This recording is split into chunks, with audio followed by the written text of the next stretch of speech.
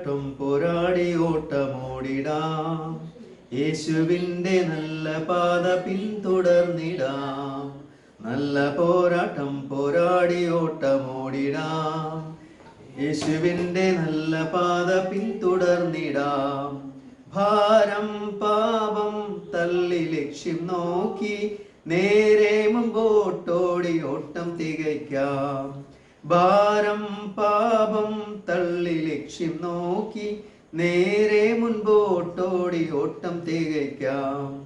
ഓട്ടക്കളത്തിലോടുന്നോരനേകരെങ്കിലും ബിരുദു പ്രാപിക്കുന്നു ദേവൻ മാത്രമല്ലയോ. ഓട്ടക്കളത്തിലോടുന്നോരനേകരെങ്കിലും ബിരുദു പ്രാപിക്കുന്നൊരേകനേകനല്ലയോ. ഭാരം പാപം തള്ളി ലക്ഷ്യം നോക്കി നേരെ മുൻപോട്ടോടി ഓട്ടം തികയ്ക്കാം. ഭാരം പാപം തള്ളി ലക്ഷ്യം നോക്കി നേരെ മുമ്പോട്ടോടി ഓട്ടം തികയ്ക്കാം. പിന്നിലുള്ളതൊക്കെയും മറന്നു പോയിടാം. മുന്നിലുള്ള ലാക്കു നോക്കി നേരെ ഓടിടാം. പിന്നിലുള്ളതൊക്കെയും മറന്നു പോയിടാം. മുന്നിലുള്ള ലാക്കിലേക്ക് നേരെ ഓടിടാം. ഭാരം പാപം തള്ളി ലക്ഷ്യം നോക്കി നേരെ മുന്നോട്ടോടി ഓട്ടം തികയ്ക്കാം. പാപം ഭാരം തള്ളി ലക്ഷ്യം നോക്കി നേരെ മുന്നോട്ടോടി ഓട്ടം തികയ്ക്കാം. ഓക്കെ,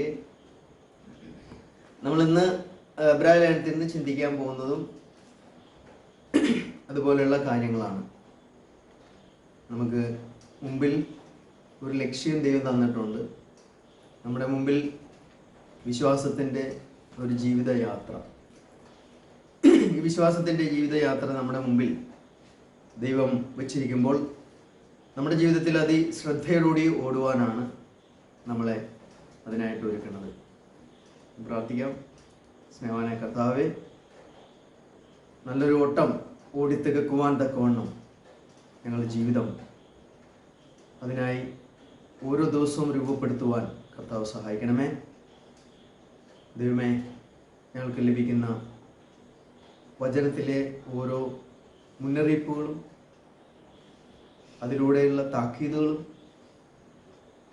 ഞങ്ങളെ ഉത്സാഹിപ്പിക്കുന്ന കാര്യങ്ങളും ഉന്മേഷത്തോടുകൂടി പോകുവാൻ ഞങ്ങളെ പ്രചോദിപ്പിക്കുന്ന കാര്യങ്ങളും എല്ലാം അടങ്ങിയതാണല്ലോ ദൈവമേ അങ്ങയുടെ വചനം. അതുകൊണ്ട് അങ്ങയുടെ വചനത്തിനായിട്ട് നന്ദിയോടെ സ്തുതിക്കുന്നു.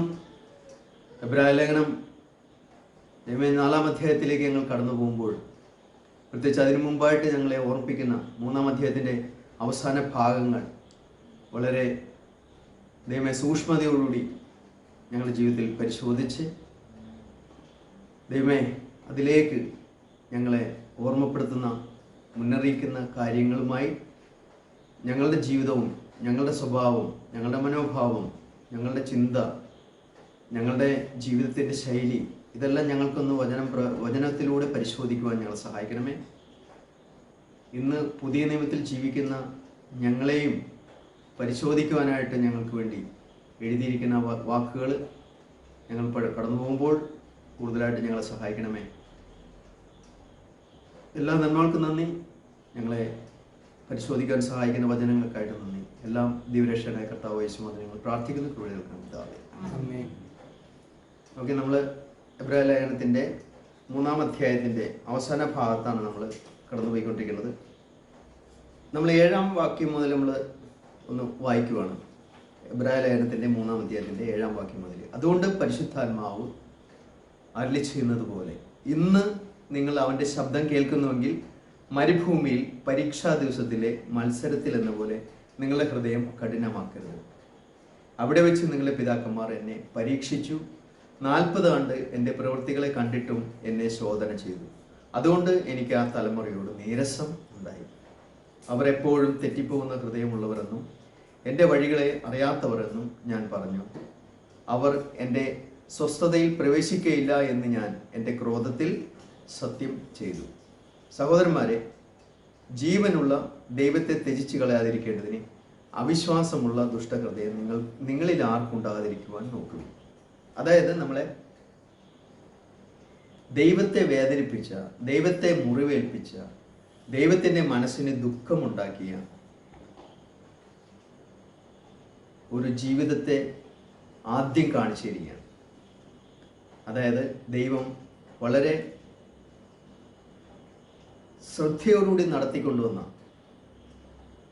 ഫറവോന്റെ അധികാരത്തിൽ നിന്ന്, ഈജിപ്തിലെ വലിയ വൻ ശക്തിയിൽ നിന്ന് ദൈവം തൻ്റെ കരുത്തുറ്റ കരം കൊണ്ടും നീട്ടിയ ഭുജം കൊണ്ടും വിടുവിച്ച് അവിടെ ഫറവോന്റെ മേലും അവൻ്റെ രാജ്യത്തിൻ്റെ മേലും ഒരു ന്യായവിധി നടത്തിക്കൊണ്ട് ചെങ്കടൽ മുറിച്ച് ദൈവം ഉണങ്ങിയ നിലത്തിലൂടെ കൊണ്ടുവന്ന ദൈവത്തിൻ്റെ ജനം. അവർക്ക് വിശപ്പിന് ആഹാരം, ദാഹത്തിന് വെള്ളം, ഇതെല്ലാം ദൈവം ഓരോ ദിവസവും നൽകിക്കൊണ്ട് പരിപാലിച്ചു. 40 വർഷം അവരുടെ ചെരുപ്പ് തേഞ്ഞില്ല, അവരുടെ വസ്ത്രം പഴകിയില്ല. അത്ഭുതകരമായ യാത്രയാണ്, അത്ഭുതകരമായ നടത്തിപ്പാണ് ഇതെല്ലാം. രാത്രി മേഘസ്തംഭം അല്ലെങ്കിൽ അഗ്നിത്തൂണാണ്, പകൽ മേഘസ്തംഭമാണ്. അവർക്ക് തണല്, വെയിലിൻ്റെ ചൂട് ഏൽക്കാതിരിക്കാൻ മേഘസ്തംഭം. രാത്രിയിൽ അവർക്ക് അല്ലെങ്കിൽ പകൽ അവർക്ക് തണലിലാണ് അവർ കടന്നുപോയിക്കൊണ്ടിരിക്കുന്നത്. മേഘമാണ് അവർക്ക് സംരക്ഷണം നൽകിക്കൊണ്ടിരിക്കുന്നത്. അതുപോലെ രാത്രി അവർക്ക് വെളിച്ചം കാണാൻ അഗ്നിത്തൂണ്. ദൈവം കൂടെ ഉണ്ട്. എന്നിട്ടും ഇത്രത്തോളം പരിപാലിച്ചുകൊണ്ട് സംരക്ഷിച്ചുകൊണ്ട് നടത്തിയ ഒരു കാലം അവർക്ക് ഭക്ഷിപ്പാൻ ദൈവം എല്ലാ ദിവസവും മന്ന കൊടുത്തു, പാറയിൽ നിന്ന് വെള്ളം കൊടുത്തു, അവർക്ക് കാടപ്പക്ഷികളെ കൊടുത്തു. എല്ലാ വിധത്തിലും സംരക്ഷണം ചെയ്തുകൊണ്ട് കടന്നുപോയ ഒരു ജനം. അവര് രാവും പകലും കാണുകയാണ് ദൈവത്തിൻ്റെ അത്ഭുത പ്രവൃത്തികളെ. ദൈവം ഒരു ശക്തമേറിയ കരങ്ങളിൽ നിന്നാണ് അവരെ വിടുവിച്ചത്. ഒരു ദുഷ്ട ഭരണത്തിൻ്റെ കീഴിൽ അവർ അടിമകളായിരുന്നു. അവർക്ക് യാതൊരു സ്വാതന്ത്ര്യമില്ലായിരുന്നു. അവരവിടെ പീഡനങ്ങളാണ് അനുഭവിച്ചുകൊണ്ടിരുന്നത്. അപ്പോൾ അങ്ങനെയുള്ള ഒരു അവസ്ഥയുടെ നടുവിൽ നിന്ന് ദൈവം വളരെ ശക്തമായിട്ടുള്ള ഒരു ന്യായവിധി അവരുടെ മേൽ നടത്തിക്കൊണ്ട് അവരെ വിടുവിച്ചു കൊണ്ടുവന്ന ദൈവത്തിൻ്റെ ജനമാണ്. അതാണ് ഇവിടെ പറയണത്. അതുകൊണ്ട് പരിശുദ്ധാത്മാവ് അരുളി ചെയ്യുന്ന പോലെ ഇന്ന് നിങ്ങൾ അവൻ്റെ ശബ്ദം കേൾക്കുന്നുവെങ്കിൽ മരുഭൂമിയിൽ പരീക്ഷാ ദിവസത്തിലെ മത്സരത്തിൽ എന്ന പോലെ നിങ്ങളുടെ ഹൃദയം കഠിനമാക്കരുത് എന്ന് പറയുന്നത് പുതിയ നിയമത്തിലുള്ള വിശ്വാസികളോടാണ്.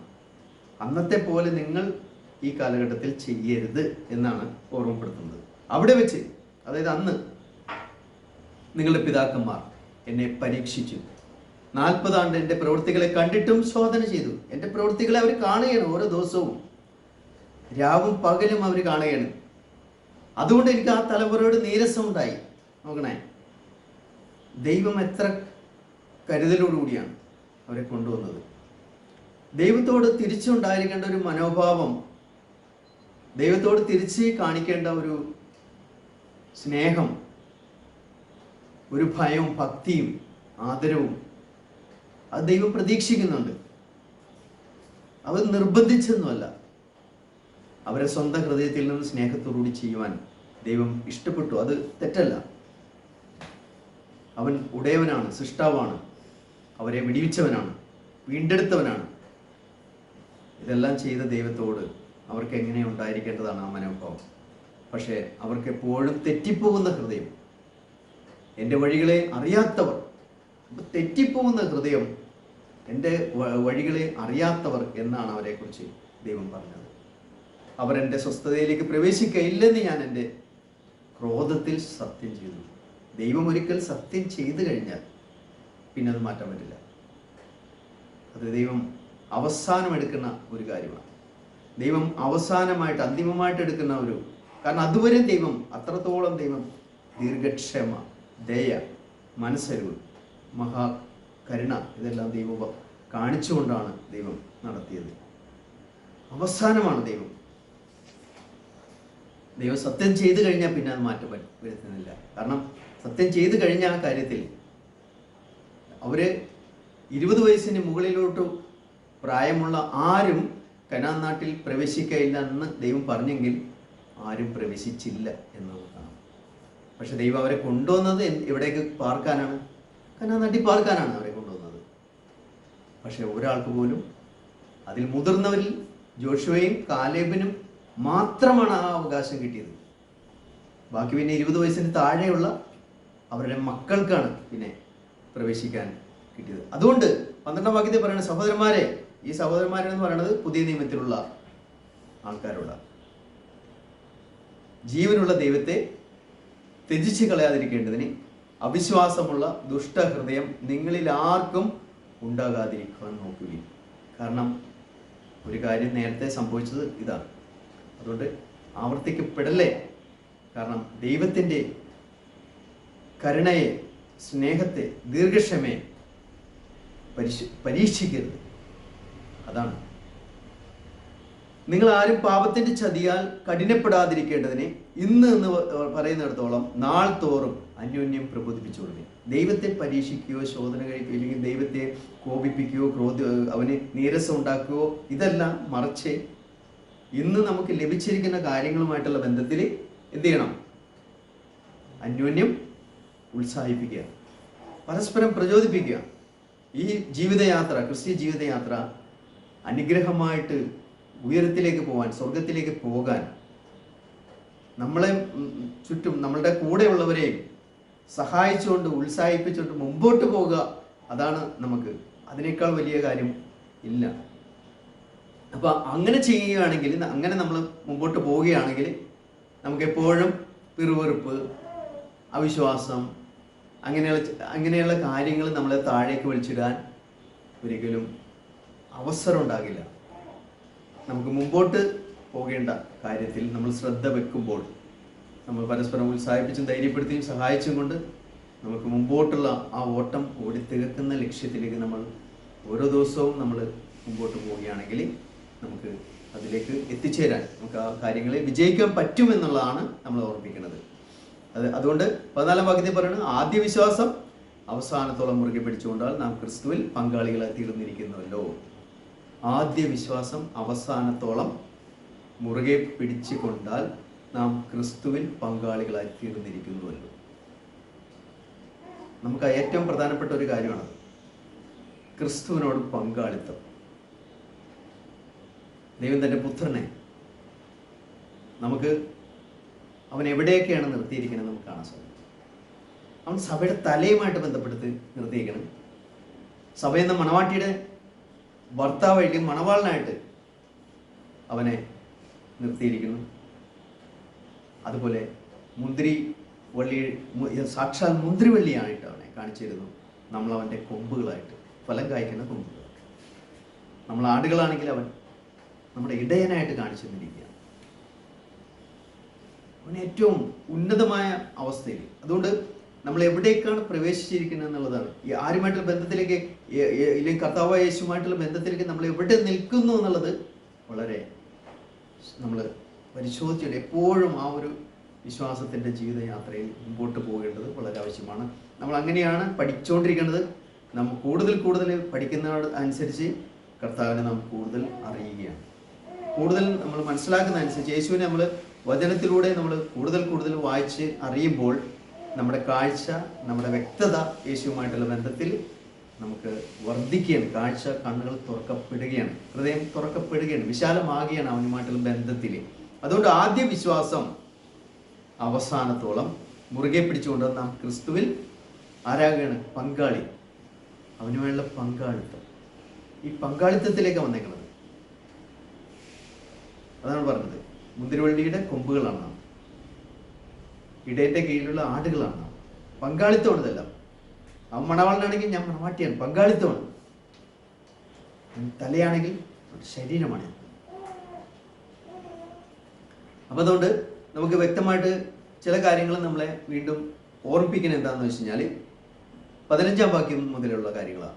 ഇന്ന് നിങ്ങൾ അവൻ്റെ ശബ്ദം കേൾക്കുന്നുവെങ്കിൽ മത്സരത്തിൽ എന്ന പോലെ നിങ്ങളുടെ ഹൃദയങ്ങളെ കഠിനമാക്കരുത് എന്ന് പറയുന്നതിൽ ആരാവുമെന്ന് കേട്ടിട്ട് മത്സരിച്ചവർ, മിസ്രയിൽ നിന്ന് മോശെ മുഖാന്തരം പുറപ്പെട്ടു പോകുന്നവർ എല്ലാവരുമല്ലോ.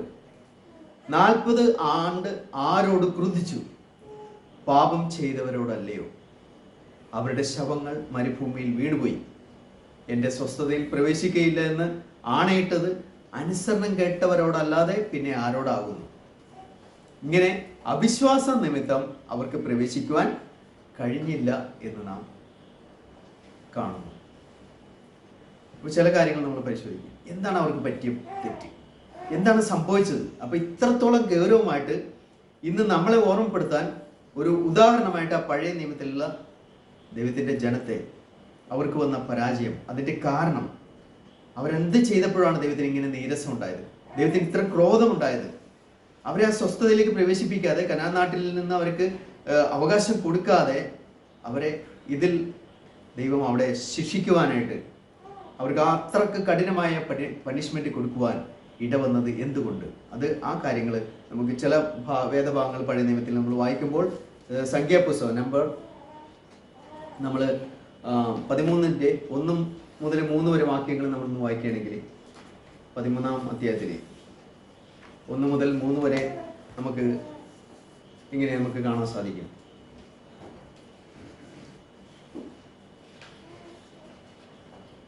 ഇസ്രായേൽ യഹോവ പിന്നെയും മോശയോട് അരുളിച്ചെയ്തത്, ഇസ്രായേൽ മക്കൾക്ക് ഞാൻ കൊടുക്കുവാനിരിക്കുന്ന കനാൻ ദേശം ഒറ്റുനോക്കേണ്ടതിന് ആളുകളെ അയക്കുക. അതത് ഗോത്രത്തിൽ നിന്നും ഓരോ ആളെ അയക്കണം. അവരെല്ലാവരും പ്രഭുക്കന്മാരായിരിക്കണം എന്ന് പറയുകയാണ്.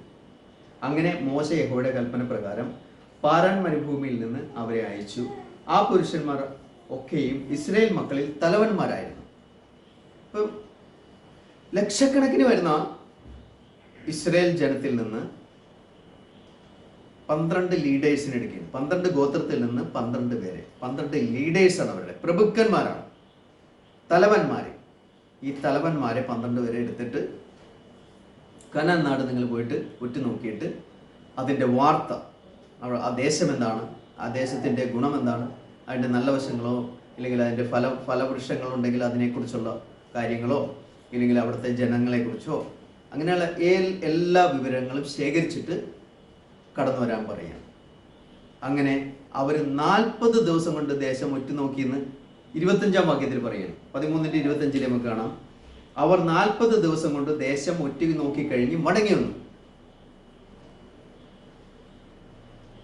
പിന്നീട് നമുക്ക് കാണാം അവർ എന്താ പറയുന്നത്. അവർ യാത്ര ചെയ്ത് അങ്ങനെ മടങ്ങി വന്നതിന് ശേഷം അവർ അവനോട് വിവരിച്ച് പറഞ്ഞ എന്തെന്നാൽ, നീ ഞങ്ങളെ അയച്ച ദേശം ഞങ്ങൾ പോയി, അത് പാലും തേനും ഒഴുകുന്ന ദേശം തന്നെ. അതിലെ ഫലങ്ങൾ ഇതാ. ചില ഫലങ്ങളൊക്കെ അവർ കൊണ്ടുവന്നു. മുന്തിരിയും 2 പേർ ചുമന്നു കൊണ്ടുവരുന്ന, 2 പേർക്ക് ചുമലിൽ വഹിക്കാൻ പറ്റുന്ന അത്ര വലിപ്പമുള്ള മുന്തിരി കുലകളാണെന്ന്. അപ്പം അങ്ങനെയുള്ള ഒത്തിരി നല്ല ഫലങ്ങളും ഒക്കെ കൊണ്ടുവന്നവരെ. എങ്കിലും ഒരെങ്കിലുമുണ്ട്, ഒരു പക്ഷേ അവരുടെ ജീവിതത്തിൽ അത് എവിടെ നിന്ന് വരുന്നു എന്ന് ചോദിച്ചാൽ, അവരുടെ ഭയം, അവിശ്വാസം, ഇങ്ങനെയുള്ള കാര്യങ്ങളിൽ നിന്ന്, സംശയം, ഇങ്ങനെയുള്ള കാര്യങ്ങളിൽ നിന്ന് വരുന്ന ചില വാക്കുകളാണ് ഇനി താഴെ പറയുന്നത്. എങ്കിലും ദേശത്ത് പാർക്കുന്ന ജനങ്ങൾ ബലവാന്മാരും പട്ടണങ്ങൾ ഏറ്റവും ഉറപ്പും വലിപ്പവും ഉള്ളവയും ആകുന്നു. ഞങ്ങൾ അനാക്കിന്റെ പുത്രന്മാരെയും അവിടെ കണ്ടു. അമാലേക്കർ തെക്കേ ദേശത്ത് പാർക്കുന്നു. ഹിത്യരും യബൂസിയരും അമോര്യരും പർവ്വതങ്ങളിൽ പാർക്കുന്നു. കനാന്യർ കടൽക്കരയിലും യോർദാൻ നദീതീരത്തും പാർക്കുന്നു. എന്നാൽ അപ്പൊ ഈ കാര്യങ്ങളെല്ലാം അവർ പറയുമ്പോൾ 12 പേരാണ് അയച്ചത്. 10 പേരാണ് ഇതെല്ലാം ഈ രീതിയിലൊക്കെ അവതരിപ്പിക്കുന്നത് ജനത്തിന്റെ മുമ്പിൽ. പക്ഷേ 30-ാം വാക്യത്തിൽ നമുക്ക് കാണാം കാലേബ് പറയുന്ന ഒരു കാര്യമുണ്ട്. എന്നാൽ കാലേബ് മോശയുടെ മുമ്പാകെ ജനത്തെ അമർത്തി, നാം ചെന്ന് അത് കൈവശമാക്കുക, അത് ജയിക്കുവാൻ നമുക്ക് കഴിയുമെന്ന് പറഞ്ഞു. മറ്റേ ബാക്കിയുള്ളവർ പറയണത്, ആ ദേശത്ത് ഞങ്ങൾ ജനങ്ങളെ ഇപ്രകാരമാണ് കാണുന്നത്, അവർ ബലവാന്മാരാണ്. അവർ പല കാര്യങ്ങളും മറക്കുകയാണ്. അവർക്ക് മുമ്പുണ്ടായിരുന്ന വിജയങ്ങൾ മറന്നു. ദൈവം അവരുടെ കൂടെ പ്രവർത്തിച്ച വലിയൊരു സൈനിക ശക്തിയും ഒക്കെ ആയിരുന്ന മിസ്രൈം രാജാവിൻ്റെ കീഴിൽ, അല്ലെങ്കിൽ ആ മിസ്രൈം രാജാവിൻ്റെ, അല്ലെങ്കിൽ ആ മിസ്രൈം ദേശത്തെ അല്ലെങ്കിൽ രാജ്യത്തെ തന്നെ ഒരു വൻ ശക്തിയെയാണ് പരാജയപ്പെടുത്തിക്കൊണ്ട് അവരെ ചെങ്കടൽ കടത്തി പുറത്തേക്ക് കൊണ്ടുവന്നെന്ന് അവൻ മറന്നുപോയി. ആരെക്കൊണ്ട് പറ്റും ചെങ്കടൽ വിഭജിക്കാൻ? ഇത്രയും വലിയ ശക്തനായ ഫറവോൻ രാജാവിന്റെ കീഴിൽ നിന്ന് അവരെ പുറത്തേക്ക് കൊണ്ടുവരാൻ അവർ ബലവാന്മാരല്ലേ? അവർക്ക് സൈനിക ശക്തി ഇല്ലായിരുന്നോ? പലപ്പോഴും ഒരു പേടിച്ച് കരഞ്ഞതല്ലേ? നോക്കാം, എല്ലാം മറന്നു. ഇപ്പോൾ ഇവിടെ കനാൻ നാട് ഒറ്റുനോക്കുവാൻ കടന്നു പോകുമ്പോൾ അവിടെ കണ്ട ചില കാര്യങ്ങൾ കണ്ടു പേടിക്കുകയാണ്. പക്ഷേ ആ കാലേബിനെ കുറിച്ച് നമുക്ക് കാണാൻ സാധിക്കും. 14-24 വാക്യം വായിച്ചു കഴിഞ്ഞാൽ കാലേബ് എന്തുകൊണ്ടാണ് അങ്ങനെ പറഞ്ഞതെന്ന് ചോദിച്ചാൽ 14-24 വാക്യം കാണാം. എൻ്റെ ദാസനായ കാലേബോ, ദൈവം പറയണ കാലേബിനെ കുറിച്ച്, അവന് വേറൊരു സ്വഭാവമുള്ളതുകൊണ്ടും എന്നെ പൂർണ്ണമായി അനുസരിച്ചതുകൊണ്ടും അവൻ പോയിരുന്ന ദേശം പോയിരുന്ന ദേശത്തേക്ക് ഞാൻ അവനെ എത്തിക്കും, അവൻ്റെ സന്തതി അത് കൈവശമാക്കും. നോക്കാം, എന്തുകൊണ്ടാണ് കാലേബ് ഇതൊക്കെ പറയുന്നത്? കാലേബിന് അവൻ്റെ സ്വഭാവം, അവന് വേറൊരു സ്വഭാവമാണ്. അതാരുടെ സ്വഭാവം?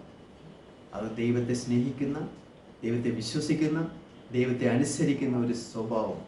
അതുകൊണ്ടാണ് ജനത്തെ അമർത്തിക്കൊണ്ട് നമുക്കത് പിടിച്ചെടുക്കാൻ പറ്റും, നാം ചെന്നത് കൈവശമാക്കുക, അത് ജയിക്കുവാൻ നമുക്ക് കഴിയും എന്നൊക്കെ പറയണത്. പക്ഷേ ബാക്കി 12 തലവന്മാര് ഇല്ലെങ്കിൽ 10 തലവന്മാര്, ഈ 12 പേരിൽ 10 തലവന്മാരും അവരെന്ത് സ്വഭാവമാണ് കാണിക്കേണ്ടിയിരുന്നത് അത് കാണിച്ചില്ല. വീണ്ടും നമ്മൾ താഴേക്ക് നോക്കുമ്പോൾ 31 വാക്യത്തിൽ 13-31 വാക്യത്തിൽ നമുക്ക് കാണാം, എങ്കിലും അവനോട് കൂടി പോയിരുന്ന പുരുഷന്മാർ ആ ജനത്തിന്റെ നേരെ ചെല്ലുവാൻ നമുക്ക് കഴിയില്ല, അവർ നമ്മിലും ബലവാന്മാരാവുന്നു എന്ന് പറയുന്നു. കാലേബ് പറഞ്ഞതിനെ മറികടന്ന്, കാലേബ് പറഞ്ഞ വിശ്വാസത്തിൽ ദൈവത്തെ മുൻനിർത്തിക്കൊണ്ട്, ദൈവത്തെ പിൻപറ്റിക്കൊണ്ട്, അനുസരിച്ചുകൊണ്ട്, ദൈവത്തിലേക്ക് ആശ്രയം വെച്ചുകൊണ്ട്, പറഞ്ഞ വാക്കുകളെ ഖണ്ഡിച്ചുകൊണ്ട് ഈ 10 പുരുഷന്മാരും പറയാണ്, ആ ജനത്തിന്റെ നേരെ ചെല്ലാൻ നമുക്ക് കഴിയില്ല. അവർ നമ്മിലും ബലവാന്മാരുണ്ട്. അപ്പൊ നമ്മുടെ ശക്തി കൊണ്ടാണോ ജയിക്കാൻ പറ്റുന്നത്? ഈ ജനമാണോ ചെങ്കടൽ വിഭാഗിച്ചത്? ഫറവോനെയും അവന്റെ സൈന്യത്തെയും കീഴടക്കിക്കൊണ്ട് പുറത്തേക്ക് വന്നത് ഈ ജനമാണോ? അല്ല. ദൈവം ചെയ്തത്, ദൈവം പ്രവർത്തിക്കുന്നത്, ദൈവം കൂടെയുള്ളത് മറക്കുന്ന ജനം. ലീഡർഷിപ്പ് ശരിയായതല്ലെങ്കിൽ, നേതൃത്വം യഥാർത്ഥത്തിൽ ഉത്സാഹിപ്പിച്ച് മുമ്പോട്ട് ദൈവത്തിൽ ആശ്രയം വെച്ച്, ദൈവത്തിലേക്ക് ആശ വെച്ച് മുമ്പോട്ട് ജനം നയിക്കുവാൻ, അവർ നടക്കുവാൻ, വിശ്വാസത്തിൽ ദൈവത്തെ കണ്ടുകൊണ്ട് അവർ മുന്നോട്ട് നടക്കാൻ അവരെ സഹായിക്കുന്നതല്ലെങ്കിൽ ആ ലീഡർഷിപ്പ് പരാജയപ്പെടും. ഈ 10 വരെ കാണിക്കുന്നതാണ്. പക്ഷെ 2 പേരെ നമുക്ക് കാണാം മുമ്പോട്ട്. അപ്പം ഈ കാര്യങ്ങളെല്ലാം നമ്മൾ നോക്കുമ്പോൾ 14 വാക്യത്തിൽ 14 അധ്യായത്തിലേക്ക് നമ്മൾ വരികയാണ്. 14 അധ്യായത്തിന്റെ സംഖ്യാപുസ്തകം 14 അധ്യായത്തിന്റെ 1 വാക്യത്തിൽ, അപ്പോൾ സഭയൊക്കെയും ഉറക്കെ നിലവിളിച്ചു, ജനം ആ രാത്രി മുഴുവൻ കരഞ്ഞു. ആരുടെ വാക്ക് കേട്ടുകൊണ്ട്? 10 പേരുടെ വാക്ക്. ഇസ്രായേൽ മക്കൾ എല്ലാവരും മോശയ്ക്കും അഹരോനും വിരോധമായി പിറുപിറുത്തു. സഭയൊക്കെയും അവരോട്, മിസ്രൈം ദേശത്ത് വെച്ച് ഞങ്ങൾ മരിച്ചു വരുന്നെങ്കിൽ കൊള്ളായിരുന്നു. വാസ്തവത്തിൽ അങ്ങനെ അവർ ചിന്തിച്ചിരുന്നു. അവരവിടെ വെച്ച് നിലവിളിച്ചില്ലേ? അവരുടെ കഷ്ടത കണ്ട്, അവരുടെ കണ്ണുനീര് കണ്ട്, അവരുടെ ദുഃഖവും വേദനകളും ഒക്കെ കണ്ട് ദൈവം ഇറങ്ങി വന്നതാണ്, വിടിവിച്ചതാണ്. എന്നിട്ട് ഇപ്പൊ പറയണ്, ഇസ്രായേൽ മക്കൾ എല്ലാവരും മോശയ്ക്കും അഹരോനും വിരോധമായി പിറുപിറുത്തു. സഭ ഒക്കെയും അവരോട്, മിസ്രൈം ദേശത്ത് വെച്ച് ഞങ്ങൾ മരിച്ചു വരുന്നെങ്കിൽ കൊള്ളായിരുന്നു, അല്ലെങ്കിൽ ഈ മരുഭൂമിയിൽ വെച്ച് ഞങ്ങൾ മരിച്ചു പോയിരുന്നെങ്കിൽ കൊള്ളായിരുന്നു. വാളാൽ വീഴേണ്ടതിനെ യഹോവ ഞങ്ങളെ ആ ദേശത്ത് നിന്ന് കൊണ്ടുപോകുന്നത് എന്തിന്? അപ്പൊ ഇവർക്ക് മനസ്സില്ല, ഇവര് ആര് പറയണത് വിശ്വസിക്കാണ്? 10 പേര് പറയണത് വിശ്വസിക്കാണ്. ഇവിടെ ജോഷുവും കാലേബും പറയുന്നുണ്ട്, നമുക്ക് പോകാൻ പറ്റും, നമുക്ക് പിടിച്ചെടുക്കാൻ പറ്റും, നമുക്ക് ആ ദേശം കൈവശമാക്കാൻ പറ്റും, ദൈവം നമുക്കത് തരും. മോശയും അഹരോനും കാലേബും ജോഷുവയും ഉറച്ചു നിന്നുകൊണ്ട് പോകുന്നത് നമുക്ക് കാണാം ഈ ഭാഗങ്ങളെല്ലാം തന്നെ നമ്മൾ വായിക്കുമ്പോൾ. പക്ഷേ അവര് ഭൂരിപക്ഷത്തിന്റെ വാക്കുകളാണ് കേട്ടതും അവർ വിശ്വസിച്ചത്. അതിന്റെ ഫലമായിട്ടാണ് ജനം രാത്രി മുഴുവൻ കരയാണ് ഇവിടെ കിടന്ന്. അതിനുശേഷം നമുക്ക് കാണാം 3-ാം വാക്യത്തിൽ, വാളാൽ വീഴേണ്ടതിന് യഹോവ ഞങ്ങളെ ഈ ദേശത്തേക്ക് കൊണ്ടുപോകുന്നത് എന്തിനെ? ഞങ്ങളുടെ ഭാര്യമാരും മക്കളും കൊള്ളയായി പോകുമല്ലോ. മിസ്രൈമിലേക്ക് മടങ്ങി പോവുകയല്ലയോ ഞങ്ങൾക്ക് നല്ലതെന്ന് പറഞ്ഞു. മിസ്രൈമിലേക്ക് വീണ്ടും തിരിച്ചു പോകാൻ അവർ ആഗ്രഹിച്ചു മനസ്സുകൊണ്ട്. എന്തിലേക്ക് കൊണ്ടുവന്നുവോ, എന്തിലേക്ക് പുറപ്പെട്ടുവോ, യാത്രയുടെ ലക്ഷ്യം പാതി വഴിക്ക് അവസാനിപ്പിക്കുകയാണ്. അപ്പം ഓട്ടം ഓടി തികച്ചില്ലെങ്കിൽ കിരീടമില്ല. പാതി വഴിക്ക് അവസാനിപ്പിക്കുന്ന പലരെയും നമുക്ക് കാണാൻ സാധിക്കും. പുതിയ നിയമത്തിലുണ്ട് ഒരുപാട് പേര്. വിശ്വാസ കപ്പൽ തകർന്നുപോയ ഒരുപാട് ആൾക്കാരെ കുറിച്ച് നമുക്ക് കാണാം. അതുകൊണ്ടാണ് പ്രത്യേകം ഓർമ്മിപ്പിക്കുന്നത്, ആദ്യ വിശ്വാസം അവസാനം വരെ മുറുകെ പിടിക്കണം. അവസാനത്തോളം സഹിച്ചു നിൽക്കുന്നവൻ രക്ഷിക്കപ്പെടും. ഇന്ന് പുതിയ നിയമത്തിലുമുള്ള വാണിംഗ് അതാണ്. അപ്പം ഇവിടെ എന്താ സംഭവിച്ചത്? 4-ാം വാക്യത്തിൽ കാണാം. സംഖ്യാപുസ്തകം 14-ന്റെ 4-ാം വാക്യം, നാം ഒരു തലവനെ നിശ്ചയിച്ച് മിസ്രൈമിലേക്ക് മടങ്ങിപ്പോവുക എന്ന് അവർ തമ്മിൽ പറഞ്ഞു. അപ്പൊ 10 പേരുടെ കൂടെ ജനം മുഴുവനും ചേരുവാണ്. യഥാർത്ഥമായ സത്യം സംസാരിച്ചത്, യഥാർത്ഥമായ ദൈവത്തെക്കുറിച്ച്, ദൈവത്തിൻ്റെ ലക്ഷ്യം, ദൈവത്തിൻ്റെ ഉദ്ദേശം, ദൈവത്തിൻ്റെ നടത്തിപ്പ്, ദൈവം പരിപാലിക്കുന്ന വഴികൾ, ഇതൊന്നും കാണാൻ കഴിയാത്ത ലീഡർഷിപ്പ്, ഇതൊന്നും കാണാത്ത നായകന്മാർ, തലവന്മാർ, പ്രഭുക്കന്മാർ, അവരെക്കുറിച്ച് അങ്ങനെയൊക്കെയാണ് പറയണത്. ഇവരുടെ വാക്കാണ്, ലക്ഷക്കണക്കിന് ജനമാണ് ഇത് കേൾക്കുന്നത്. അങ്ങനെ ഒരു തലവനെ നിശ്ചയിച്ചിട്ട് മിസ്രൈമിലേക്ക് മടങ്ങിപ്പോവുക എന്ന് അവർ തമ്മിൽ പറഞ്ഞു. അപ്പോൾ മോശയും അഹ്റോനും ഇസ്രായേൽ സഭയുടെ സർവ്വസംഘത്തിൻ്റെയും മുമ്പാകെ കവിണ്ണു വീഴുകയാണ്. എത്രത്തോളം ആൾക്കാരെ, എത്രത്തോളം താഴ്മയാണ് കാണിക്കുന്നത്. എന്തുമാത്രം അവര് ആളുകളോട് അപേക്ഷിക്കുകയാണ് ഇക്കാര്യത്തിൽ. നമുക്ക് പറ്റും. അവര് ജനത്തിന് മുമ്പാകെ കവിണ്ണു വീഴുകയാണ്. എന്താണ് ഈ ജനം? എന്തിനാണ് ഈ ജനത്തെ ഇവിടെ കൊണ്ടുവന്നത്? അവരുടെ ലക്ഷ്യത്തിലേക്ക് എത്തിയിട്ട് പോലുമില്ല. പാതി വഴിയായിട്ടുള്ളൂ. മടങ്ങിപ്പോകുന്ന അവസ്ഥ. അങ്ങനെ ദേശത്ത് ഒറ്റുനോക്കിയവരിൽ നൂന്റെ മകനായ യോശുവയും യെഫുന്നയുടെ മകനായ കാലേബും വസ്ത്രം കീറുകയാണ് ഇത് കണ്ടപ്പോൾ. ഇസ്രായേൽ മക്കളുടെ സർവ്വസഭയോടും പറഞ്ഞത് എന്തെന്നാൽ, ഞങ്ങൾ സഞ്ചരിച്ച് ഒറ്റുനോക്കിയ ദേശം എത്രയും നല്ല ദേശമാണ്. എന്നിട്ട് പറയുകയാണ്, യഹോവ നമ്മിൽ പ്രസാദിക്കുന്നു എങ്കിൽ അവൻ നമ്മെ പാലും തേനും ഒഴുകുന്ന ആ ദേശത്തേക്ക് കൊണ്ടുചെന്ന് നമുക്കത് തരും. അവരുടെ ഉറപ്പാണ്. കാരണം കാലേബിനെ കുറിച്ച് നേരത്തെ പറഞ്ഞ പോലെ ഇവിടെ ജോഷുവയെ കുറിച്ചും കാണാം. അവർക്ക് വേറൊരു സ്വഭാവമുണ്ട്. അവർ ദൈവത്തെ വിശ്വസിക്കുന്നു. ദൈവത്തോട് അവരുടെ മനസ്സ് പറ്റിയിരിക്കുകയാണ്. അവർ ദൈവത്തോട് ചേർന്ന് ദൈവം പറയുന്നത് 100% അനുസരിക്കുന്ന ഒരു സ്വഭാവം, അനുസരണമാണ് ഇവിടെ.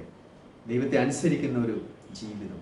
അങ്ങനെ ഇവിടെ അത് നമുക്ക് തരും. ദൈവം വാഗ്ദാനം ചെയ്തതാണ്. ദൈവം നമ്മളിൽ പ്രസാദിക്കണമെങ്കിൽ എന്ത് ചെയ്യണം? ദൈവത്തിന് പ്രസാദമുള്ളത്. നമ്മൾക്ക് എബ്രായ ലേഖനമാണ് നമ്മൾ പഠിക്കുന്നത്. എബ്രായ ലേഖനത്തിന്റെ 11-ന്റെ 1-ാം വാക്യം തന്നെ പറയുന്നത്, ആശിക്കുന്നതിന്റെ ഉറപ്പും കാണാത്ത കാര്യങ്ങളുടെ നിശ്ചയമാണ് വിശ്വാസം. ദൈവത്തിന്റെ അടുക്കൽ 6-ാം വാക്യത്തിൽ പറയുന്നു, ദൈവത്തിന്റെ അടുക്കൽ വരുന്നവൻ ദൈവം ഉണ്ടോന്നും തന്നെ അന്വേഷിക്കുന്നവർക്ക് പ്രതിഫലം കൊടുക്കുന്നുവെന്ന് നാം വിശ്വസിക്കേണ്ടതല്ലയോ? നമ്മൾ ദൈവത്തെ ആശ്രയിക്കുക, വിശ്വസിക്കുക. ഒരു ആശ്രയമാണ് അതിലൂടെ നമ്മൾ പ്രകടമാക്കുന്നത്. ദൈവത്തിന് സാധ്യമാണ്. ദൈവം നമ്മളെ സഹായിക്കും. എന്നെ കൊണ്ടുവന്ന ദൈവം വിശ്വസ്തനാണ്. അവൻ അവിടെ എത്തിക്കും. അവൻ എന്നെ എത്തിക്കും. ഞാൻ അവൻ്റെ മുമ്പിൽ എന്ത് ചെയ്യണം? ദൈവത്തെ വിശ്വസിക്കുക, ആശ്രയിക്കുക, അവൻ പറഞ്ഞത് കേൾക്കുക, അനുസരിക്കുക. ഹൃദയംഗമായി ദൈവം ചെയ്യുന്ന കാര്യങ്ങളോട് നമ്മുടെ മനസ്സ്, നമ്മുടെ ഹൃദയം ചേർന്ന് ജീവിക്കുക. അവിടെയാണ് ദൈവത്തിന്റെ പ്രസാദം നമുക്ക് വരുന്നത്. ഇവിടെ പറയണേ, യഹോവ നമ്മൾ പ്രസാദിക്കുന്നുവെങ്കിൽ, ഇന്ന് നമ്മുടെ ജീവിതത്തിലും അത് തന്നെയാണ് സംഭവിക്കുന്നത്. ദൈവം നമ്മുടെ ജീവിതത്തിൽ പ്രസാദിക്കണമെങ്കിൽ നമ്മൾ ചില കാര്യങ്ങൾ ദൈവത്തിന്റെ വഴിയിലൂടെ പോകണം. നമ്മുടെ വഴിയിലേക്ക് ദൈവമല്ല വരണത്, നാം ദൈവത്തിന്റെ വഴിയിൽ ആശ്രയിക്കുക. ഇപ്പൊ യോശുവയും കാലേബിനും അവർക്ക് എന്തുകൊണ്ട് ഇങ്ങനെ വരും? ദൈവത്തെ ആശ്രയിക്കാൻ പറ്റുന്നു? 10 പേരെന്താ ചെയ്തത്? അവർ ദൈവത്തെ അല്ല, അവർ ദൈവത്തെ മറക്കുന്നു. നേരത്തെ പറഞ്ഞ പോലെ തെറ്റിപ്പോകുന്ന ഹൃദയം, എൻ്റെ വഴികൾ അറിയാത്തവർ, അവരുടെ ലീഡർമാർ തന്നെ, അവർക്ക് വേണ്ടി ദൈവം തെരഞ്ഞെടുത്ത ആ ലീഡേഴ്സ് തന്നെ അങ്ങനെ ചെയ്തപ്പോൾ അണികൾ, ബാക്കിയുള്ള മനുഷ്യരെന്ത് ചെയ്യും? അപ്പം യഥാർത്ഥ കാഴ്ചപ്പാടും വിശ്വാസവും ജീവിതവും മാതൃകയും ഇല്ലാത്ത നേതാക്കൾ വന്നാൽ ജനം തെറ്റിപ്പോകും. അതാണ് ഇവിടെ കാണിക്കുന്നത്. പക്ഷേ ഈ 2 പേർ ഉറച്ചു നിന്നു. വീണ്ടും നമുക്ക് കാണാൻ സാധിക്കണം, യഹോവയോട് നിങ്ങൾ മത്സരിക്കുക മാത്രമരുത്. അവർ പറയാണ്, നമ്മൾ അല്ലെങ്കിൽ അവരോട് പറയുന്നത്, അവർ നമുക്ക് ഇരയാകുന്നു. അതായത് കനാൻ നാട്ടിൽ കണ്ടത് ആ ബലവാന്മാരെന്ന് പറയുന്ന ആൾക്കാരെ നമുക്ക് ഇരയാകുന്നു. അവരുടെ ശരണം പോയിരിക്കുന്നു. അവരുടെ വലിപ്പമല്ല ഇവിടെ പ്രശ്നം. വലിപ്പം കണ്ടിട്ടാ പേടിച്ചത്. വലിപ്പം കണ്ടു. വലിപ്പം കാണുമ്പോൾ പേടിക്കണ്ട. പക്ഷേ അവർ ഭീരുത്വത്തിന്റെ ആത്മാവ്, അല്ലെങ്കിൽ അവർക്ക് ഭയമാണെങ്കിലോ ദൈവത്തെക്കുറിച്ച് കേൾക്കുമ്പോൾ, ദൈവം പ്രവർത്തിച്ച കാര്യങ്ങളെ കുറിച്ച് കേൾക്കുമ്പോൾ അവർ പേടിച്ചിട്ടുണ്ടെങ്കിലോ? അതെവിടെ പറയണത്? അവർ നമുക്ക് ഇരയാവുന്നു. അവരുടെ ശരണം പോയിരിക്കുന്ന അവസ്ഥയാണ് നമ്മളെ കുറിച്ച് കേൾക്കുമ്പോൾ. നമ്മോട് കൂടെ യഹോവ ഉള്ളത് കൊണ്ട് അവരെ ഭയപ്പെടരുത്. അപ്പോൾ എന്താ സംഭവിച്ചത്? 10-ാം വാക്യത്തിൽ, അപ്പോൾ അവരെ കല്ലെറിയണമെന്ന് ഈ സഭയെല്ലാം പറയുക. ശരിയായ കാര്യങ്ങൾ സംസാരിച്ച കാലേബിനെയും യോശുവയെയും കല്ലെറിയണമെന്നാണ് പറഞ്ഞത്. അപ്പോൾ യഹോവയുടെ തേജസ് സമാഗമന കൂടാരത്തിൽ എല്ലാ ഇസ്രായേൽ മക്കളും കാണുകയും പ്രത്യക്ഷമായി. ദൈവം നോക്കി നിൽക്കുകയാണിതെല്ലാം. വിശ്വസ്തമായി സംസാരിച്ചവരെയും ജനത്തിന്റെ ഹൃദയം വശീകരിച്ച് ജനത്തിന്റെ ഉള്ളിൽ നിരുത്സാഹം കൊണ്ടുവന്നവരെയും നോക്കിക്കൊണ്ടിരിക്കുന്നത് ദൈവമാണ്. ആരാണ് വിശ്വസ്തമായ കാര്യങ്ങൾ ചെയ്യുന്നത്? ആരാണ് ജനത്തിന്റെ ഹൃദയത്തെ നിരുത്സാഹപ്പെടുത്തിയത്? അവരെ മുമ്പോട്ട് പോകാൻ, അവരുടെ വിശ്വാസത്തിൽ അവരെ ഉറപ്പിക്കുന്നതിന് പകരം അവരുടെ മനസ്സ് താഴ്ത്തി ഇടിച്ചു. അവർ നിരാശപ്പെട്ടു, തളർന്ന്. വാസ്തവത്തിൽ എന്താ കാണിക്കേണ്ടത്? ആരെയാണ് യഥാർത്ഥത്തിൽ ദൈവത്തിന്റെ സന്നിധിയിലേക്ക് ആശ്രയം വെച്ചുകൊണ്ട് ജനം, നമുക്ക് ദൈവം നമ്മളല്ല ശക്തന്മാര്, ദൈവമാണ് ശക്തിയുള്ളത്. നമ്മളെ കൊണ്ടല്ല ജയിക്കാൻ പറ്റുന്നത്, ദൈവത്തെ മുൻനിർത്തിക്കൊണ്ട് ചെയ്യാൻ പറ്റിയാണ്. അങ്ങനെ മുമ്പോട്ട് സഹായിക്കുന്ന ലീഡേഴ്സാണ് യോശുവയും കാലേബും.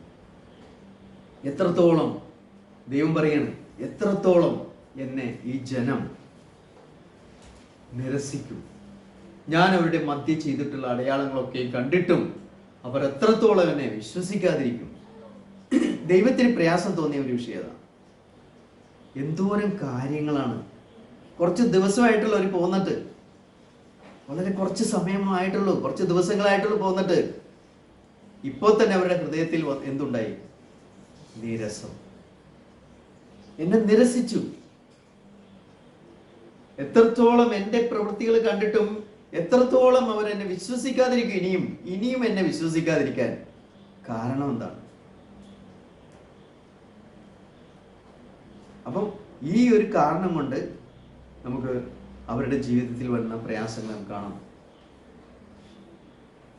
എന്നിട്ട് 12-ാം വാക്യത്തിൽ പറയും, ഞാൻ മഹാമാരിയാൽ ദണ്ഡിപ്പിച്ച് സംഹരിച്ചു കളയുകയും നിന്നെ അവരെക്കാൾ വലിപ്പവും ബലവുമുള്ള ജാതിയാക്കുകയും ചെയ്യുമെന്ന് അരുളിച്ചെയ്യണം. മോശയോട് പറയുക.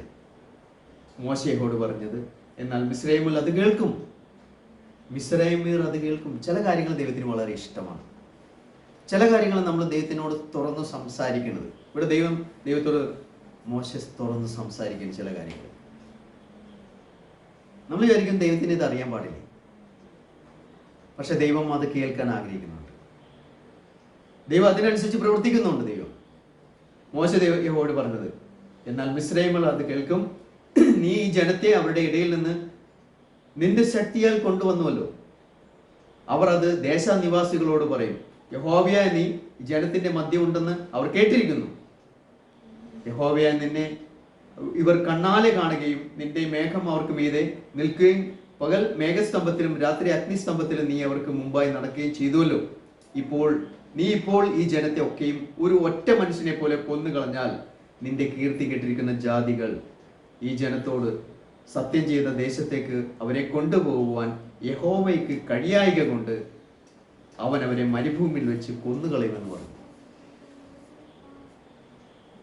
യഹോവ ദീർഘക്ഷമ. എന്നിട്ട് ദൈവം ആരാണെന്ന് മോശയെ മനസ്സിലാക്കിയ ദൈവത്തെ മോശ വാഴ്ത്തുന്നത് കാണാം. വാഴ്ത്തുന്നത് പറഞ്ഞാൽ അത് ദൈവം ആരാണ് എന്നുള്ളത്, തൻ്റെ ഉറപ്പ്, തൻ്റെ നിശ്ചയം, തൻ്റെ ഉള്ളിൽ ദൈവം ആരാണ്, താൻ എന്താണ് മനസ്സിലാക്കിയിരിക്കുന്നത്, അതാണ് അടുത്ത വാക്യത്തിൽ പറയുന്നത്. 17 വാക്യത്തിൽ യഹോവ ദീർഘക്ഷമയും മഹാദയവുമുള്ളവൻ, അകൃത്യവും ലംഘനവും ക്ഷമിക്കുന്നവൻ, കുറ്റക്കാരനെ വെറുതെ വിടാതെ പിതാക്കന്മാരുടെ അകൃത്യം 3-ാമത്തെയും 4-ാമത്തെയും തലമുറയോളം മക്കളുടെ മേൽ സന്ദർശിക്കുന്നവനുമായവൻ. എത്ര മനോഹരമായ വാക്കുകൾ. ദൈവം അത് കേൾക്കാൻ ആഗ്രഹിക്കുന്നു. തൻ്റെ മക്കൾ തന്നെ എങ്ങനെ വിശ്വസിക്കണമെന്ന് ഈ 10 ലീഡേഴ്സും എങ്ങനെ ഒന്ന് വിശ്വസിച്ചിരുന്നെങ്കിലോ. യഹോവ ദീർഘക്ഷമയുള്ളവൻ, മഹാദയവുള്ളവൻ, അകൃത്യവും ലംഘനവും ക്ഷമിക്കുന്നവൻ, കുറ്റക്കാരനെ വെറുതെ വിടാതെ പിതാക്കന്മാരുടെ അകൃത്യം 3-ാമത്തെയും 4-ാമത്തെയും തലമുറയോളം മക്കളുടെ മേൽ സന്ദർശിക്കുന്നവൻ എന്നിങ്ങനെ നീ അരുളി ചെയ്ത പോലെ കർത്താവേ, ഇപ്പോൾ നിന്റെ ശക്തി വലുതായിരിക്കണമേ. ഓർമ്മിപ്പിച്ചുകൊണ്ട് ദൈവം പറഞ്ഞത്, ദൈവമായിരിക്കുന്ന അവസ്ഥയെ ഓർമ്മിപ്പിച്ചുകൊണ്ട് ദൈവത്തോട് പ്രാർത്ഥിക്കുക. ഒരു യഥാർത്ഥ മധ്യസ്ഥനാണ് മോശ. ജനത്തിൻ്റെ ഇടയിൽ ജനത്തിന് വേണ്ടി വളരെ വളരെ നല്ലൊരു പോരാട്ടം കഴിക്കുകയാണ് ദൈവത്തിൻ്റെ മുമ്പിൽ പ്രാർത്ഥനയിൽ. എന്നിട്ട് പറയുന്നു, നിന്റെ മഹാദയക്ക് തക്കവണ്ണം മിസ്രയീം മുതൽ ഇവിടം വരെ ഈ ജനത്തോട് നീ ക്ഷമിച്ചതുപോലെ ക്ഷമിച്ചു വന്നതുപോലെ. അതെ, മിസ്രയീം മുതൽ ഇവിടം വരെ ദൈവം ധാരാളമായി ക്ഷമിച്ചു. അതുപോലെ നീ ക്ഷമിച്ചു വന്നതുപോലെ ഈ ജനത്തിന്റെ അകൃത്യം ക്ഷമിക്കണമേ. അതിന് യഹോവ, ദൈവത്തിന് പ്രസാദമായ പ്രാർത്ഥന, അതിന് യഹോവ അരുളി ചെയ്തത്, നിന്റെ അപേക്ഷ പ്രകാരം ഞാൻ ക്ഷമിച്ചിരിക്കുന്നു. ഒരാൾ അങ്ങനെ ചെയ്തില്ലായിരുന്നെങ്കിൽ അന്ന് അവരെ അവിടെ വെച്ച് ദൈവം സംഭരിക്കും. കാരണം അത്രമാത്രം പ്രയാസകരമായ അവസ്ഥയാണ്. ദൈവം ഇറങ്ങി വന്നവിടെ ജോഷുവയുടെയും കാലേബിന്റെയും വാക്കുകൾ കേട്ടിട്ടും ജനം അവരെ കല്ലെറിയാൻ, ദൈവത്തിന് വേണ്ടി സംസാരിച്ചവരെ കല്ലെറിയാൻ പോയ ജനത്തെ ശിക്ഷിക്കാനാണ് ശരിക്കും ദൈവത്തിന്റെ തേജസ് അവിടെ പ്രത്യക്ഷമായത് തന്നെ. പക്ഷെ മോശയുടെ പ്രാർത്ഥന, എങ്കിലും എന്നാണ് ഭൂമിയിലെല്ലാം യഹോവയുടെ തേജസ് കൊണ്ട് നിറഞ്ഞിരിക്കും. എൻ്റെ തേജസ്സും മിസ്രയീം മുതൽ മരുഭൂമിയിലും വെച്ചു ഞാൻ ചെയ്ത അടയാളങ്ങൾ കണ്ടിട്ടുള്ള പുരുഷന്മാർ എല്ലാവരും ഇപ്പോൾ 10 പ്രാവശ്യം എന്നെ പരീക്ഷിക്കുകയും എൻ്റെ വാക്ക് കൂട്ടാക്കാതിരിക്കുകയും ചെയ്തത് കൊണ്ട്. ഓക്കെ, ഇത് മാത്രമല്ല, ഓൾറെഡി അതിന് മുമ്പായിട്ട് ദൈവം എണ്ണിപ്പറയുകയാണ്, 10 പ്രാവശ്യം എന്നെ പരീക്ഷിക്കുകയും എൻ്റെ വാക്ക് കൂട്ടാക്കാതിരിക്കുകയും ചെയ്തതുകൊണ്ട് അവരുടെ പിതാക്കന്മാരോട് ഞാൻ സത്യം ചെയ്തിട്ടുള്ള ദേശം അവർ കാണുകയില്ല, എന്നെ നിരസിച്ചവർ ആരും അത് കാണുകയില്ല. എന്നിട്ട് കാലേബിനെ കുറിച്ച് പറയുന്നു, എൻ്റെ ദാസനായ കാലേബോ അവന് വേറൊരു സ്വഭാവം ഉള്ളതുകൊണ്ടും എന്നെ പൂർണ്ണമായി അനുസരിച്ചുകൊണ്ടും അവൻ പോയിരുന്ന ദേശത്തേക്ക് ഞാൻ അവനെ എത്തിക്കും, അവൻ്റെ സന്തതി അത് കൈവശമാക്കും. മനോഹരമായ വേദഭാഗമാണ്.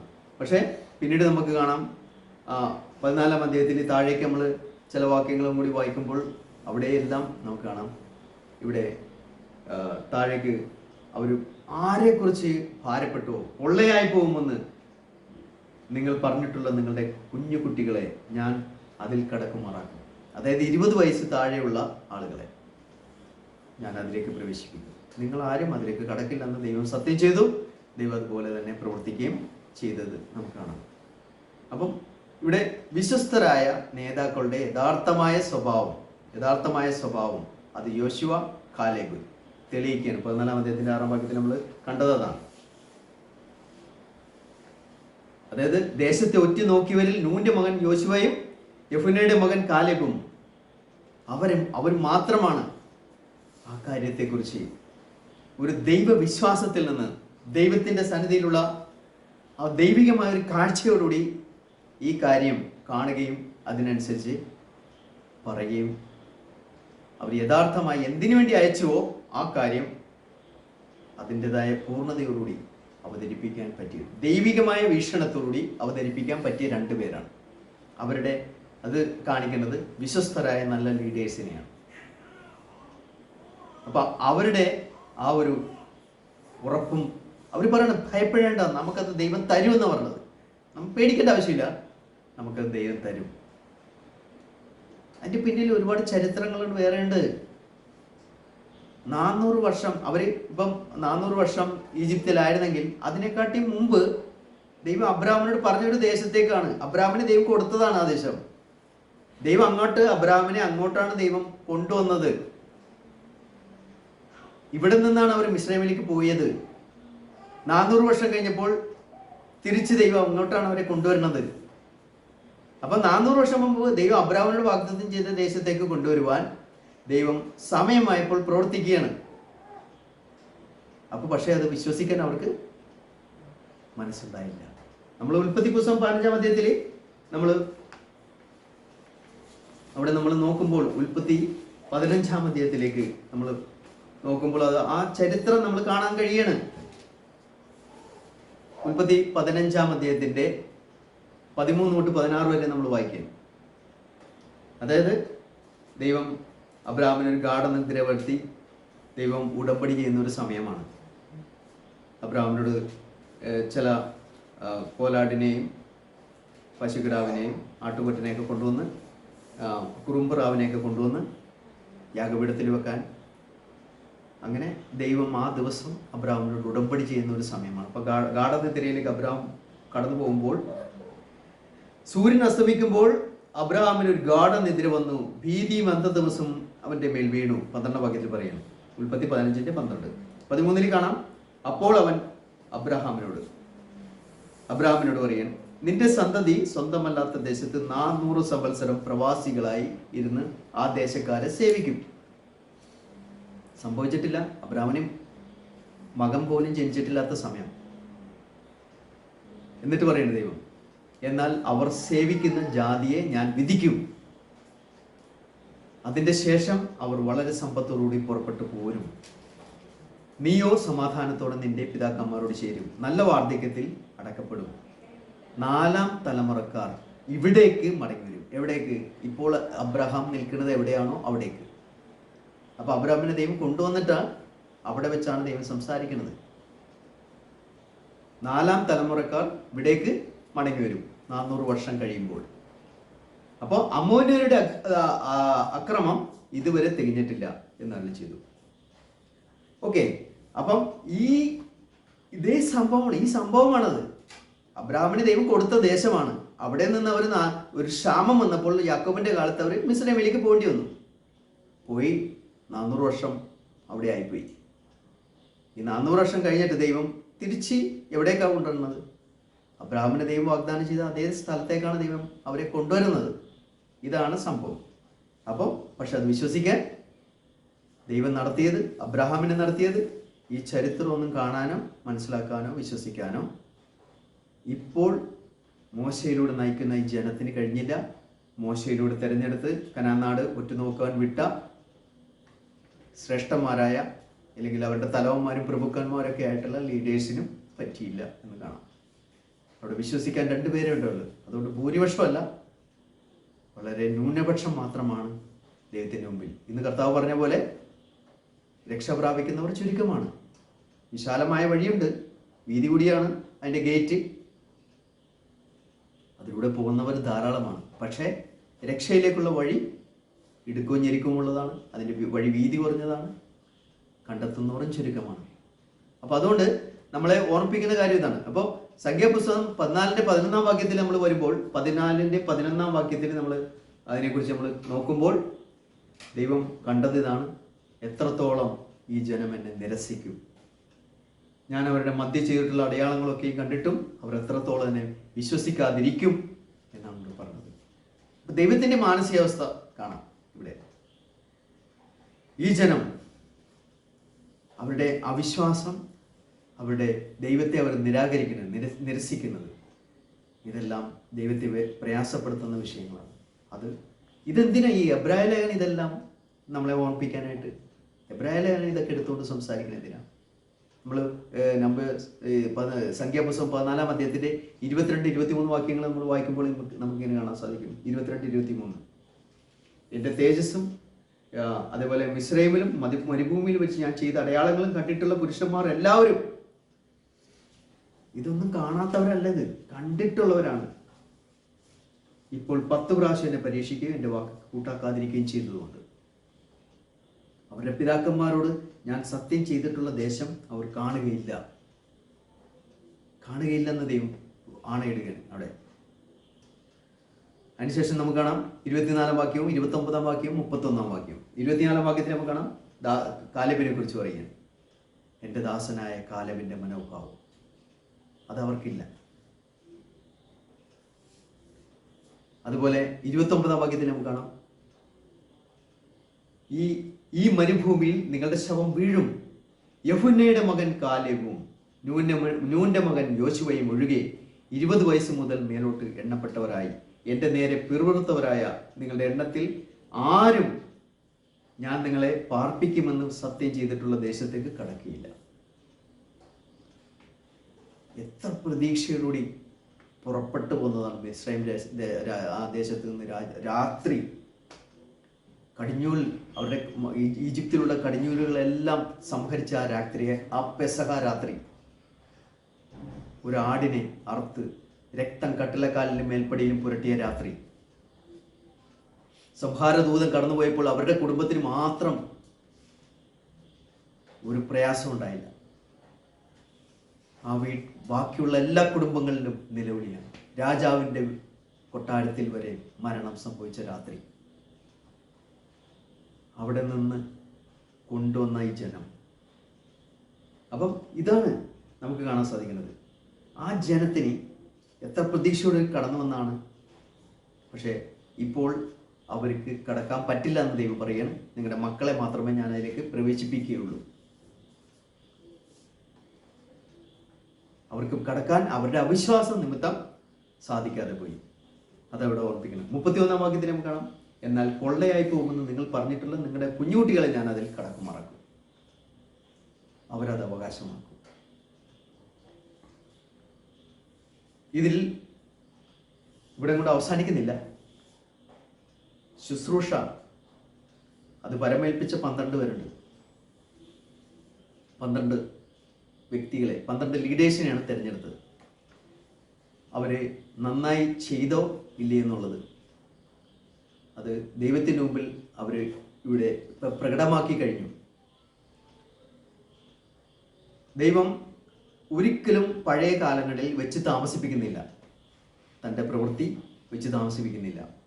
14-ാം അധ്യായത്തിൻ്റെ 36-37 വാക്യങ്ങളിൽ നാം വായിക്കുമ്പോൾ, 36 മുതൽ നമ്മൾ വായിക്കുമ്പോൾ കാണാൻ സാധിക്കും, ദേശം ഒറ്റുനോക്കുവാൻ മോശ അയച്ചവരും മടങ്ങി വന്ന് ദേശത്തെക്കുറിച്ച് ദുർവർത്തമാനം പറഞ്ഞ് സഭ മുഴുവനും അവന് വിരോധമായി പിറുപിറുക്കുവാൻ സംഗതി വരുത്തിയവരും.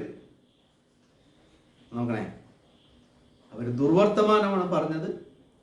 അത് കേട്ട സഭ മുഴുവനും, ആ സഭയ്ക്ക് മുഴുവനും അതിന് വിരോധമായി പിറുപിറുക്കുവാൻ, അവരുടെ വാക്ക് കേട്ടുകൊണ്ട് സഭ മോശയ്ക്കും ദൈവത്തിനൊക്കെ വിരോധമായി പിറുപിറുക്കുവാൻ ഇടവരുത്തി എന്ന് പറഞ്ഞു.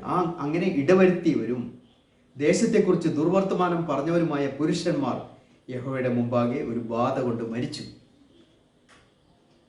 ഓക്കെ, എന്തെങ്കിലും വല്ല കാര്യമുണ്ടായോ? ശരിയായ കാര്യങ്ങൾ കാണുമ്പോൾ അതിനനുസരിച്ച് പ്രവർത്തിക്കാൻ പറ്റിയില്ല എങ്കിൽ, നല്ലൊരു നേതൃത്വമാണ് മോശയിലൂടെ കിട്ടിയത് അവർക്ക്. മോശ എന്നൊരു വ്യക്തി, ഭൂലോകത്തിൽ വെച്ച് അതിസൗമ്യനായ ഒരു മനുഷ്യൻ, എത്രമാത്രം ക്ഷമിച്ചു, എത്ര സഹിഷ്ണുതയോടുകൂടി നടത്തിയത്.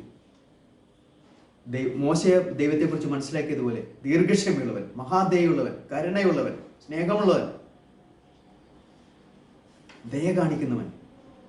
അവർക്ക് മനസ്സിലാക്കാൻ കഴിയാതെ പോയി ആ ദൈവത്തോട് അവർ മത്സരിച്ചുകൊണ്ട് ഒരു ബാധ കൊണ്ട് അവർ മരിക്കാനായിട്ട്, ഈ 10 പേരും മരിക്കാനായിട്ട് ഇടയായി. ആ പുരുഷന്മാർ അങ്ങനെ സംഭവിച്ചെങ്കിൽ പിന്നെ നമുക്ക് കാണാൻ സാധിക്കുന്നത് 16-ാം അധ്യായത്തിലേക്ക് നമ്മൾ വരും. അപ്പൊ അതായത് യാക്കോബിന്റെ ലേഖനത്തിൽ പുതിയ നിയമത്തിൽ പറയുന്നത് പോലെ അവിടെ അനേകർ ഉപദേഷ്ടാക്കന്മാരാകരുത്. അത് കാരണം എന്താണ്? അധികം ശിക്ഷാവിധി വരും. ഉപദേഷ്ടാക്കന്മാരാകരുതെന്നുള്ളതിൻ്റെ അർത്ഥത്തിലല്ല പറയണത്, അധികം ശിക്ഷാവിധിയുണ്ട്. കാരണം ഈ ശുശ്രൂഷയ്ക്ക് വളരെ ഉത്തരവാദിത്വമുണ്ട്. ദൈവത്തിൻ്റെ മുമ്പിൽ വിശ്വസ്തരായി നിന്നില്ലെങ്കിൽ അതിൻ്റെ അവർക്ക് സംഭവിക്കാൻ പോണത്, അന്ന് അവർക്ക് പെട്ടെന്ന് സംഭവിച്ചുവെങ്കിൽ, ഇന്ന് ദൈവത്തിൻ്റെ സന്നിധിയിൽ നമ്മുടെ ദൈവത്തിൻ്റെ വചനം യഥാർത്ഥമായി നമ്മൾ പഠിപ്പിക്കുന്നില്ലെങ്കിൽ, ദൈവത്തിൻ്റെ വചനം യഥാർത്ഥമായി കൈകാര്യം ചെയ്തില്ലെങ്കിൽ, സൂക്ഷിച്ചില്ലെങ്കിൽ, അതിന് വളരെ പണിഷ്മെൻ്റ് ഉണ്ട് എന്നുള്ളത് യാക്കോബിൻ്റെ ലേഖനം 3-ാം അധ്യായത്തിലും കാണാൻ സാധിക്കും. അതുകൊണ്ട് വീണ്ടും നമുക്ക് സംഖ്യാപുസ്തകത്തിൽ തന്നെ ചില ഉദാഹരണങ്ങൾ നമ്മൾ നോക്കിയിട്ട് നമുക്ക് തിരിച്ചു വരാം. 16-ാം അധ്യായത്തിൽ, സംഖ്യാപുസ്തകം 16-ാം അധ്യായത്തിൻ്റെ 3-ാം വാക്യം നമുക്ക് ആദ്യം നോക്കാം. അവൻ മോശയ്ക്കും അഹരോനും വിരോധമായി കൂട്ടം കൂടി അവരോട് മതി, സഭ ഒട്ടൊഴിയാതെ എല്ലാവരും വിശുദ്ധരാകുന്നു, യഹോവ അവരുടെ മധ്യമുണ്ട്, പിന്നെ നിങ്ങൾ യഹോവയുടെ സഭയ്ക്ക് മീതെ നിങ്ങളെ തന്നെ ഉയർത്തുന്നത് എന്ന് പറഞ്ഞു. അതായത്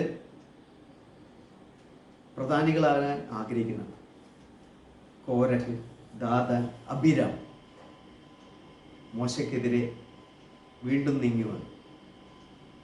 അപ്പൊ അവർ പറയണത് എന്താന്ന് വെച്ച് കഴിഞ്ഞാൽ, നിങ്ങളെ തന്നെ മാത്രം എന്താണ് ഉയർത്തുന്നത്? ദൈവമല്ല, സഭയുടെ മൊത്തം കൂടെ സഭയ്ക്ക് മീതെ ദൈവം എല്ലാവരുടെയും കൂടെ ഉണ്ട്. പിന്നെ നിങ്ങൾ മാത്രം എന്താണ് അങ്ങനെ? നിങ്ങളെ തന്നെ ഉയർത്തുന്നത് എന്തിനാണ്? അവർ മറന്നുപോയി. അവരെ ഈജിപ്തിൽ നിന്ന് ഫറവോനോട് സംസാരിച്ച് ചെങ്കടൽ വിഭാഗിച്ച് അതിനു മുമ്പുള്ള 10 ബാധകൾ വെള്ളം രക്തമാക്കിയത് ആരാണ്? അബിരാമാണോ?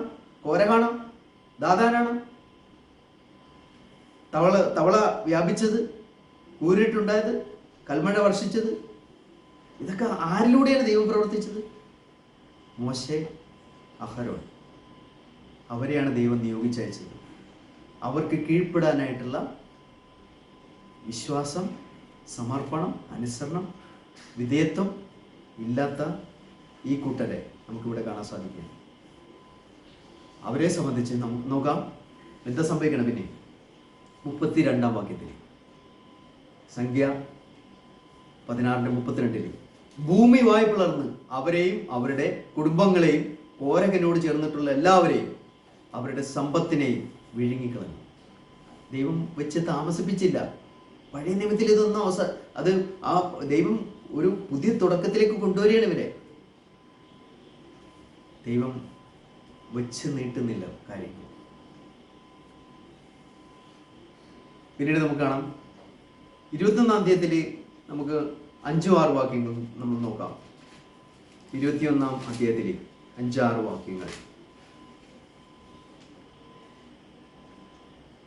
4-ാം വാക്യം തൊട്ട് നമ്മൾ വായിക്കുകയാണ്.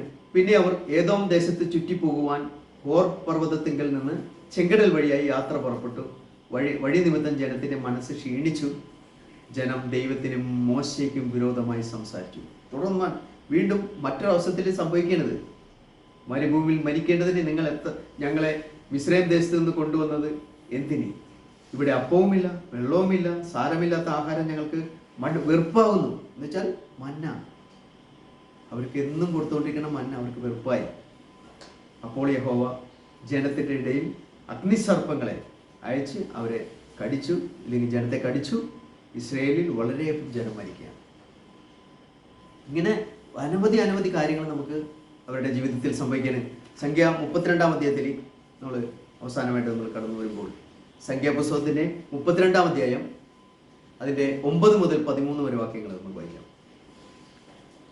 മറ്റൊരു അവസരത്തിൽ അവർ എസ്കോൾ താഴ്വരയോളം ചെന്ന് ദേശം കണ്ട ശേഷം യഹോവ ഇസ്രായേൽ മക്കൾക്ക് കൊടുത്തിട്ടുള്ള ദേശത്ത് പോകാതിരിക്കത്തക്കവണ്ണം അവരെ ധൈര്യപ്പെടുത്തി. അന്ന് യഹോവയുടെ കോപം ജ്വലിച്ചു. അവൻ സത്യം ചെയ്ത് കൽപ്പിച്ചത് കെനീസ്യനായ യെഫുന്നെയുടെ മകൻ കാലേബും നൂന്റെ മകൻ യോശുവയും യഹോവയോട് പൂർണ്ണമായി പറ്റി നിന്നതുകൊണ്ട് അവരല്ലാതെ മിസ്രൈമിൽ നിന്ന് പോന്നവരിൽ 20 വയസ്സ് മുതൽ മേലോട്ടുള്ള ഒരുത്തനും ഞാൻ അബ്രഹാമിനോടും ഇസ്ഹാക്കിനോടും യാക്കോബിനോടും സത്യം ചെയ്ത ദേശത്തെ കാണുകയില്ല. അവർ എന്നോട് പൂർണ്ണമായി പറ്റി നിൽക്കായിക കൊണ്ട് തന്നെ അങ്ങനെ യഹോവയുടെ കോപം ഇസ്രായേലിന്റെ നേരെ ജ്വലിച്ചു. യഹോവയ്ക്ക് അനിഷ്ടമായുള്ളത് ചെയ്ത തലമുറ എല്ലാം മുടിഞ്ഞു പോകുവോളം അവൻ 40 സംവത്സരം അവരെ മരുഭൂമിയിൽ അലയുമാറാക്കി. 40 ദിവസം കൊണ്ട് എത്തേണ്ട സ്ഥലം. കാരണം 40 ദിവസമാണ് ഒറ്റുനോക്കാൻ വിട്ട ആൾക്കാരെ പോയിട്ട് തിരിച്ചു വന്നത്. അത്രയും സമയം മതി അവിടെ എത്താൻ.